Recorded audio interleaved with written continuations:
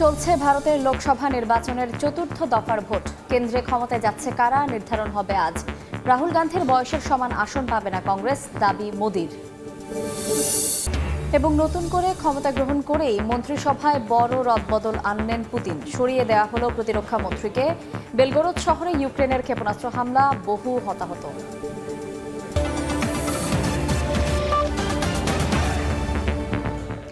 আন্তর্জাতিক সময়ের সঙ্গে আছি আমি শায়লা রহমান ইমা।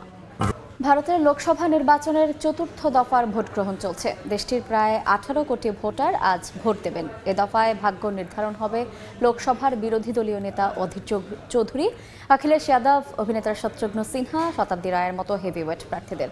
কেন্দ্রে ক্ষমতা ধরে রাখতে হলে এই দফার ভোটে মোদির দল বিজেপিকে আগের বারের চেয়ে বেশি আসনে জিততে হবে, আর মোদিকে নামাতে হলে বিরোধী দল ইন্ডিয়ার বেশি আসনে বিজেপিকে হারাতে হবে। ভারত থেকে বিস্তারিত জানাচ্ছেন সুব্রত আচার্য। চলছে অন্ধ্রপ্রদেশ, উত্তরপ্রদেশ, মধ্যপ্রদেশ, তেলেঙ্গানা, পশ্চিমবঙ্গ সহ 10 রাজ্যের 96 আসনের ভোট গ্রহণ। স্থানীয় সময় সকাল 7টায় শুরু হওয়া ভোট চলবে সন্ধে 6টা পর্যন্ত।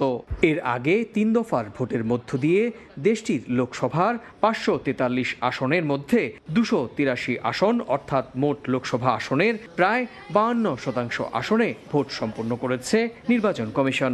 এখন বাকি 260 আসনের মধ্যে চতুর্থ দফায় শেষ হলে বাকি থাকবে মাত্র 164 আসন। রাজনৈতিক দলগুলো, বিশেষ করে দেশটির প্রধান দুটি রাজনৈতিক শক্তি বিজেপি এবং ইন্ডিয়া জোটের ভাগ্য নির্ধারণ হয়ে যাবে আজ অর্থাৎ চতুর্থ দফার ভোটের মধ্য দিয়েই। কেননা সরকার গঠন করতে প্রয়োজন হবে 272 আসন। ভোট বিশ্লেষকরা মনে করছেন এই দফার ভোটের মধ্য দিয়েই এটা নির্ধারিত হয়ে যাবে, যদিও শেষ হিসেব জানা যাবে 4 জুন ফলাফল প্রকাশের মধ্য দিয়েই। 2019 সালের হিসেব বলছে চতুর্থ দফার 96 আসনের মধ্যে বিজেপির জেতা আসনের সংখ্যা বিরোধী জোটের চেয়ে বেশি ছিল। তেলেঙ্গানা, অন্ধ্রপ্রদেশ বাদ দিলে বাকি সব রাজ্যেই বিজেপির ভোট বেশি ছিল। তাই এই দফায় বিজেপিরও ভাগ্য নির্ধারিত হয়ে যাবে। এদিকে চতুর্থ দফার ভোটের কয়েক ঘন্টা আগে পঞ্চম দফার ভোটের প্রচারে বিজেপি বিরোধী ইন্ডিয়া জোটের প্রভাবশালী শরিক কংগ্রেসকে তীব্র কটাক্ষ করেন নরেন্দ্র মোদী। পশ্চিমবঙ্গের চুঁচুড়ায় নির্বাচনী সভায় মোদী রাহুলের নাম করে বলেন, শাহজাদার যত বয়স হয়েছে এর চেয়েও কংগ্রেস কম আসন পাবে, আর 3 দফার ভোটে নিশ্চিতভাবে বিজেপি 400 আসন পার করবে। इस चुनाव में लिख के रखिए, ये कांग्रेस के जो शहजादे हैं ना, ये कांग्रेस के शहजादे, उनकी जितनी उम्र है कांग्रेस को उससे भी कम सीटें मिलने वाली है। নির্বাচনী প্রচারে মোদীকেও পাল্টা নিশানা করেন মমতা বন্দ্যোপাধ্যায়। এটা বুঝতে পারছে না, নিজের প্রচারের ঘন্টা বাজাতে বিজেপি সরকারের মৃত্যু ঘন্টাটাই বেজে গেছে, এটা বুঝতে পারছে না। আমি আপনাদের আবার বলি, বিজেপি যে 3টে ফেজ ইলেকশন হয়েছে, প্রথমটায় এপাশ, পরেরটায় ওপাশ, তারপরেরটায় ধপাস। ভারতের চলমান 18তম লোকসভা ভোট শুরু হয় 19 এপ্রিল। 7 দফার ভোট শেষ হবে 1 জুন। ফলাফল জানা যাবে 4 জুন। বিজেপি 2014-2019 সালের পরপর 2 দফায় ক্ষমতায়। দলটির লক্ষ্য তৃতীয়বারের ক্ষমতায় ফেরা। সুব্রত আচার্য, সময় সংবাদ, ভারত। এ বিষয়ে বিস্তারিত জানাতে এই মুহূর্তে পশ্চিমবঙ্গের নদিয়ায় আছেন রিপোর্টার সুব্রত আচার্য। সরাসরি যাচ্ছি তার কাছে। নিঃসন্দেহে আপনি জানেন চতুর্থ দফা ভোট চলছে আজকে, এবং এই 4 দফায় 379 আসনের ভোট সম্পন্ন হওয়ার আগে থেকেই কিন্তু রাজনৈতিক দলগুলো কে ক্ষমতায় যাবে কিংবা কে বিরোধী দলের আসনে বসবে সেটা নিয়ে কিন্তু সেই ধরনের চুলচেরা বিশ্লেষণ শুরু হয়েছে। গতকাল প্রধানমন্ত্রী নরেন্দ্র মোদী, আপনি জানেন যে 5ম দফার প্রচারে এসেছিলেন পশ্চিমবঙ্গে, এবং সেখানে কিন্তু পরিষ্কার তিনি কংগ্রেসের নেতা রাহুল গান্ধীর বয়স ধরে কথা বলেন যে তার বয়সের থেকে কম ভোট পাবে। অন্যদিকে আজকেও একই রকমভাবে আপনি জানেন যে প্রত্যেক দফায় যখন চলে তারপরে আরেকটি দফার প্রচারণায় রাজনৈতিক দলগুলোর শীর্ষ নেতৃত্ব তখন ব্যস্ত থাকেন। কিছুক্ষণ আগে আমাদের রাজ্যের মুখ্যমন্ত্রী মমতা বন্দ্যোপাধ্যায় তিনি বলেছেন যে ইন্ডিয়া জোট 315টি আসন পাবে, আর এই গত যে 3টি দফায় ভোট হয়েছে তাতে এনডিএ তথা বিজেপি পাবে 115টি আসন।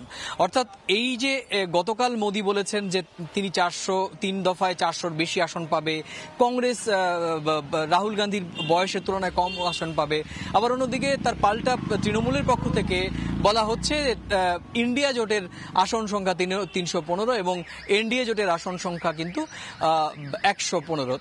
অর্থাৎ এই তৃতীয় দফা ভোট এবং তৃতীয় এবং চতুর্থ দফার ভোট যে ভারতের রাজনৈতিক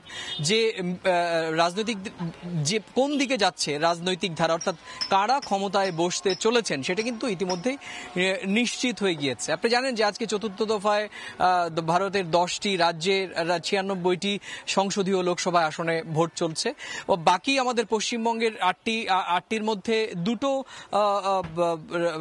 সংসদীয় আসনের একটু বিচ্ছিন্ন ঘটনার ছাড়া বাকি মোটের উপর সব শান্তিপূর্ণভাবে ভোট হচ্ছে। আপনি জানেন যে আমি সকাল থেকেই বাংলাদেশ লাগোয়া নদিয়া জেলার 2টো গুরুত্বপূর্ণ সংসদীয় আসন কৃষ্ণনগর আর রানাঘাট এই দুটো সকাল থেকে কভার করছে এবং সেখানে কিন্তু সকাল থেকেই দীর্ঘ ভোটারদের যে উপস্থিতি তারা কিন্তু একটি উৎসব মুখর পরিবেশে তাদের গণতান্ত্রিক অধিকার প্রয়োগ করছেন এবং তারা কিন্তু এই ভোটটাকে সত্যিকার অর্থে উৎসব হিসেবেই ভাবছেন।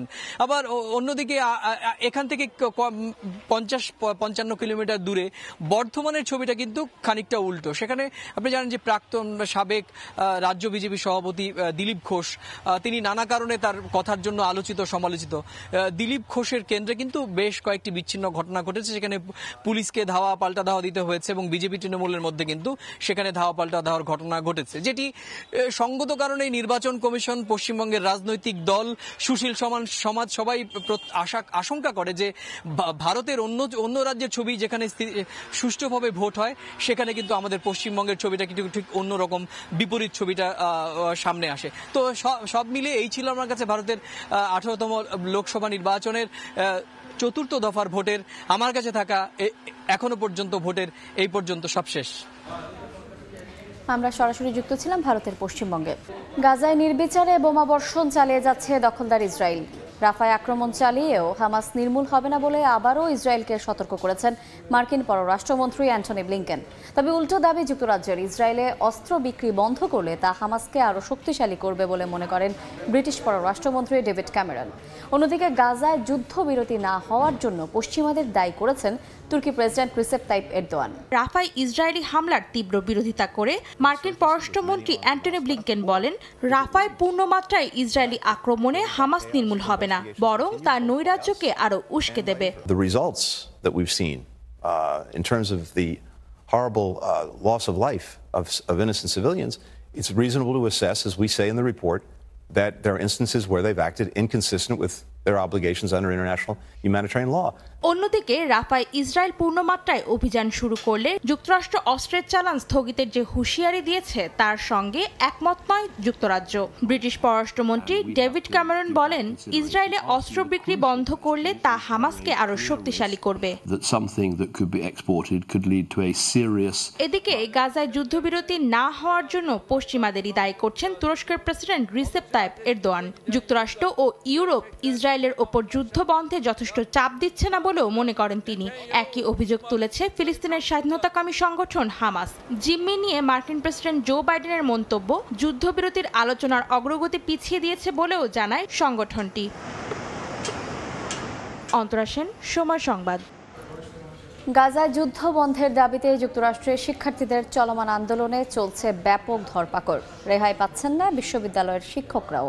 অন্তত 50 জন অধ্যাপককে আটক করেছে দেশটির পুলিশ। যুদ্ধবিরতির দাবিতে বিভিন্ন বিশ্ববিদ্যালয়ের সমাবর্তন বয়কট করেছেন শিক্ষার্থীরা। ফিলিস্তিনিদের প্রতি সংহতি জানিয়ে বিক্ষোভ হয়েছে স্পেন এবং নেদারল্যান্ডসেও। যুক্তরাষ্ট্রের নর্থ ক্যারোলাইনার ডিউক ইউনিভার্সিটির স্নাতক সমাপনী অনুষ্ঠানের বক্তা ইসরায়েলের প্রতি নিজের সমর্থন জানালে অনুষ্ঠান থেকে বেরিয়ে যান অনেক শিক্ষার্থী। যাওয়ার আগে তারা গাজায় যুদ্ধবন্ধের দাবি জানান। ভার্জিনিয়ার কমনওয়েলথ বিশ্ববিদ্যালয়ের কয়েক ডজন শিক্ষার্থীও সমাবর্তন অনুষ্ঠান থেকে বেরিয়ে গেছেন। মার্কিন বিশ্ববিদ্যালয়গুলোতে চলমান ইসরায়েল বিরোধী বিক্ষোভের মধ্যেই এমন ঘটনা ঘটল। এদিন একই ইস্যুতে বিক্ষোভ করেন যুক্তরাষ্ট্রের আরও বেশ কয়েকটি বিশ্ববিদ্যালয়ের শিক্ষার্থীরা। এ সময় পুলিশের সঙ্গে হাতাহাতির ঘটনা ঘটে। চলমান বিক্ষোভে প্রায় 3000 শিক্ষার্থীকে আটক করেছে মার্কিন পুলিশ। বাংলাদেশি সহ অনেককে ক্যাম্পাস থেকেও বহিষ্কার করা হয়েছে। এরই মধ্যে ভয়ঙ্কর এক তথ্য প্রকাশ করেছে মার্কিন সংবাদ মাধ্যম CNN।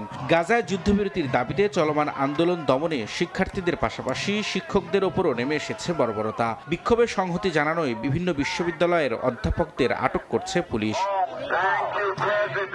অর্ধশতাধিক শিক্ষককে আটকের কথা জানিয়েছে গণমাধ্যমটি। জানা গেছে কেবল বিক্ষোভের ভিডিও চিত্র ধারণ করার কারণেও অনেক অধ্যাপককে আটকের ঘটনা ঘটে। এদের মধ্যে কেউ কেউ পুলিশের মারধর ও হয়রানির শিকার হয়েছেন। পুলিশি দমনপীড়ন আর ধরপাকড়ের মধ্যেও অব্যাহত আছে আন্দোলন। স্পেনের মাদ্রিদে তাঁবু গেড়ে বিক্ষোভ করেছেন শিক্ষার্থীরা। অন্যদিকে আমস্টারডামে ফিলিস্তিনিদের প্রতি সংহতি জানিয়ে বিক্ষোভ র্যালি বের করা হয়। নিরীহ ফিলিস্তিনিদের অধিকার রক্ষায় আন্দোলন চালিয়ে যাওয়ার ঘোষণা দেন বিক্ষোভকারীরা।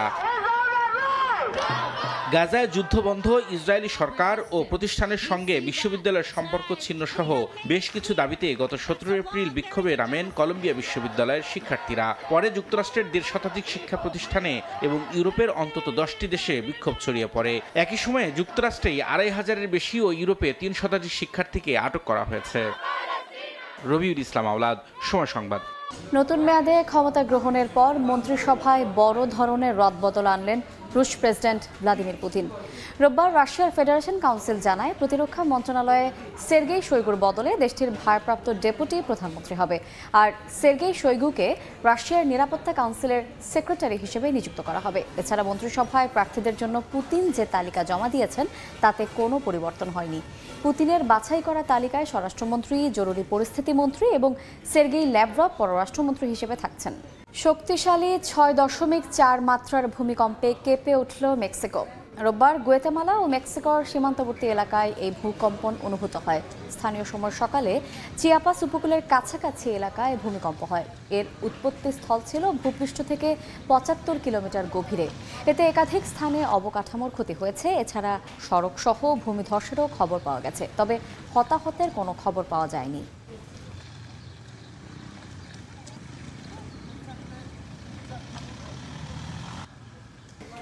আঞ্চলিক নিরাপত্তা রক্ষার উদ্দেশ্যে আরব দেশগুলোর সঙ্গে আলোচনা জোরদার করার কথা জানিয়েছে ইরান।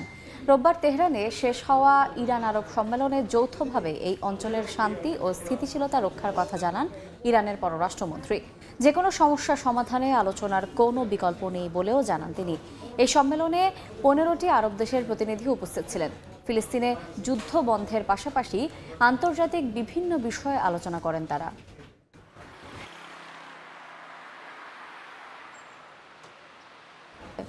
যুক্তরাষ্ট্রের নিউ ইয়র্ক ও ওয়াশিংটনে বাড়ছে বাংলাদেশি হালাল রেস্টুরেন্টের সংখ্যা। বিশেষ করে নিউ ইয়র্কে সুনাম কুড়াচ্ছে খলিল বিরিয়ানি। বিদেশের মাটিতে বাংলাদেশি খাবারের ব্র্যান্ডিং করছেন ব্যবসায়ীরা। কাজল আব্দুল্লাহর রিপোর্ট।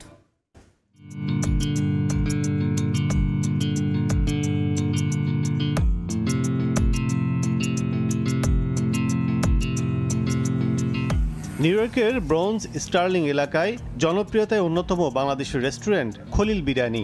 সকাল থেকে গভীর রাত সারাক্ষণই মুখর বাংলাদেশি মালিকানার এই রেস্টুরেন্টটি। মুখরোচক খাবার থেকে চাইনিজ সবই মেলে এখানে। তবে বিদেশের মাটিতে প্রবাসীদের মন জয় করেছে দেশীয় বিরিয়ানি। প্রতিদিন শত আইটেমের বাহারি স্বাদের খাবার পরিবেশন করে প্রতিষ্ঠানটি। স্বাদে ও মানে অনন্য বলছেন ভোজন রসিকরা। নিউ ইয়র্ক না, নিউ ইয়র্কের বাইরে মানুষ এখানে খাওয়া দাওয়া, বিশেষ করে নিউ জার্সি, প্যাটারসন, তারপর কানেক্টিকা। খলিল বিরিয়ানির যে নাম ডাক সেই তুলনায় স্পেসটা হয়। শেফ থেকে আজকের উদ্যোক্তা খলিলুর রহমানের প্রায় 16 বছরের অভিজ্ঞতা। সেবার মাধ্যমে প্রবাসীদের মন জয় করে জ্যাকসন হাইটস ও জ্যামাইকাতে শাখা দিয়ে ভোজনশালার পরিসর বৃদ্ধি করেছেন তিনি, যেখানে কাজ করছেন শতাধিক বাংলাদেশি। আমাদের দেশীয় খাবারটাকে আমি প্রমোট করার জন্য আমার রেস্টুরেন্টে আমি আমার দেশের খাবার দিয়ে চালাচ্ছি। তো এর ভালো ফলও পেয়েছি। কাস্টমারদের আলাদা একটা ডিফারেন্ট স্বাদ দিতে পারছি। রাজনৈতিক পরিবেশ ও কর্মদক্ষতা থাকলে যুক্তরাষ্ট্রে ব্যবসায়ীরা আরও সমৃদ্ধ হবেন বলে জানান দেশটির বিভিন্ন অঙ্গরাজ্যে প্রতিষ্ঠিত ব্যবসায়ীরা। কাজল আব্দুল্লাহ, সময় সংবাদ, যুক্তরাষ্ট্র।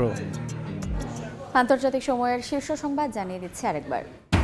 চলছে ভারতের লোকসভা নির্বাচনের 4র্থ দফার ভোট। কেন্দ্রে ক্ষমতায় যাচ্ছে কারা নির্ধারণ হবে আজ। রাহুল গান্ধীর বয়সের সমান আসন পাবে না কংগ্রেস, দাবি মোদির।